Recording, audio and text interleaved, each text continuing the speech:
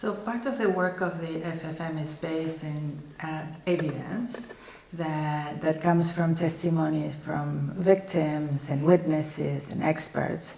And we have done that throughout the course of the mandate. Right now, we're taking testimonies of witnesses and victims in Paris and here in Germany, in order to be able to support the findings of the FFM. We've already taken more than 200 testimonies and have received over 30,000 pieces of evidence that we've collected and analyzed to support our findings. We have added to the evidence that we had before. We had already 27,000 pieces of evidence before, and we have continued collecting evidence over the months.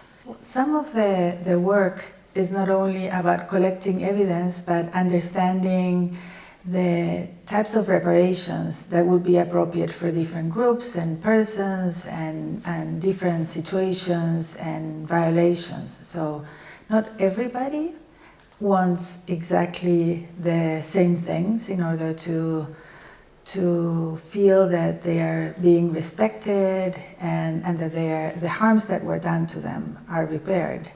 So we need to explore with as many victims as we can and witnesses the types of actions that they think are appropriate for ensuring that individually their harms are addressed, but also that there are measures of non-recurrence so that it never happens again. For some people, for example, that come from ethnic minorities, issues of language, for example, might be very relevant.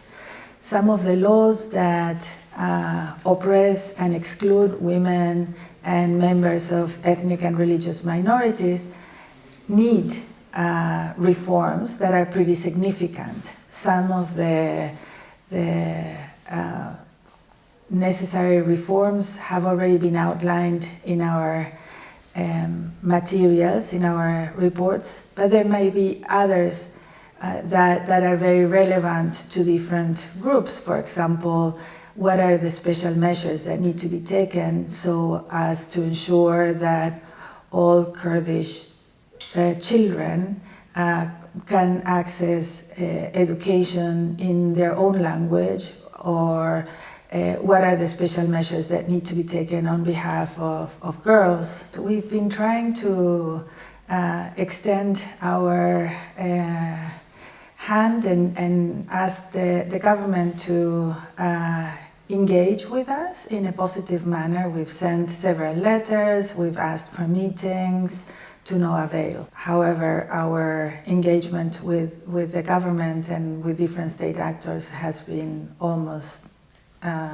non-existent, not for lack of trying, but for their attitude towards the fact-finding mission and international monitoring mechanisms in general. I'm always moved by the testimonies of the youth. I see a whole life ahead of them, and so I'm torn and also inspired by hearing about their suffering. And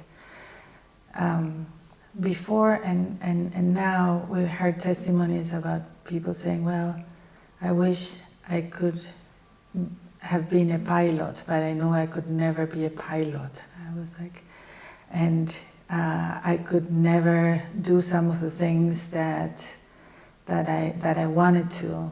One young man said that was by virtue of him being Kurdish, and another witness said by virtue of her being a girl.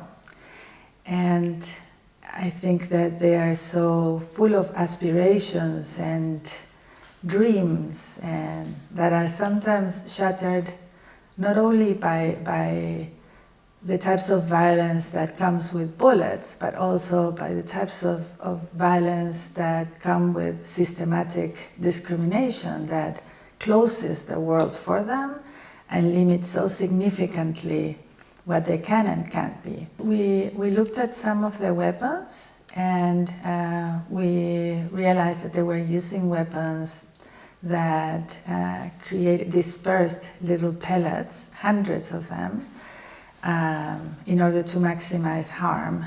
So we have interviewed people that had hundreds and still have hundreds of pellets in their skulls and bodies. We interviewed one person that still had over 10 pellets in his skull. Some of the pellets cannot be dislodged without creating further harm. So the use of those types of weapons are forbidden under international law, and they should never be used under those circumstances.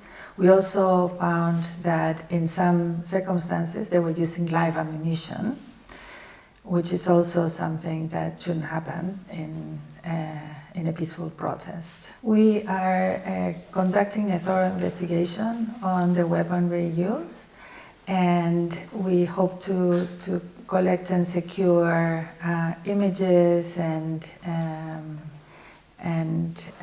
information about those weapons.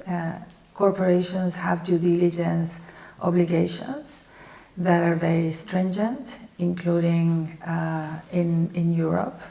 So we hope that we can move forward towards documenting some of the types of weapons that were specifically used in the protest in order to move forward with potential advocacy avenues or legal proceedings in different countries.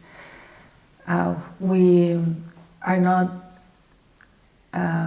ourselves initiating legal proceedings, but we are collecting evidence that can be used and should support legal proceedings, not only in Iran, but also elsewhere.